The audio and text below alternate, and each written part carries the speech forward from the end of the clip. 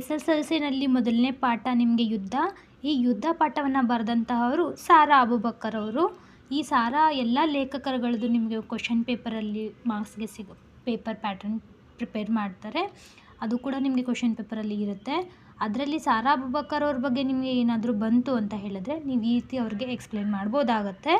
Step by step ನಾನು ಪಾಯಿಂಟೌಟಲ್ಲಿ ಯಾವ ರೀತಿ ಬರೆದು ತೋರಿಸಿದ್ದೀನಿ ನೋಡಿ, ಅದೇ ರೀತಿಯಲ್ಲಿ ನೀವು ಬರೆದಾಗ ನೀವು ಮಾರ್ಕ್ಸ್ನ ಚೆನ್ನಾಗಿ ಸ್ಕೋರ್ ಮಾಡ್ಬೋದು. ಈ ಒಂದು ಯುದ್ಧ ಅನ್ನೋದನ್ನು ನಾವು ಚಪ್ಪಲಿಗಳು ಎಂಬ ಕಥಾ ಸಂಕಲನದಿಂದ ಆರಿಸ್ಕೊಳ್ಳಲಾಗಿದೆ. ಇವರು ಲೇಖಕಿಯವರು 30ನೇ ತಾರೀಕು ಜೂನ್ 1936ರಲ್ಲಿ ಕಾಸರಗೋಡಿನಲ್ಲಿ ಜನಿಸ್ತಾರೆ. ಇವರು ಬರೆದಂತಹ ಕಾದಂಬರಿಗಳು ಚಂದ್ರಗಿರಿಯ ತೀರದಲ್ಲಿ, ಸಹನಾ, ಕದನ ವಿರಾಮ, ವಜ್ರಗಳು, ಸುಳಿಯಲ್ಲಿ ಸಿಕ್ಕವರು, ತಳವಡದ ದೋಣಿಯಲ್ಲಿ. ಹಾಗೆ ಇವರ ಬರೆದಂತಹ ಕಥಾ ಸಂಕಲನಗಳು ಚಪ್ಪಲಿಗಳು, ಖೆಡ್ಡ, ಅರ್ಧರಾತ್ರಿಯಲ್ಲಿ ಹುಟ್ಟಿದ ಕೂಸು, ಪಯಣ.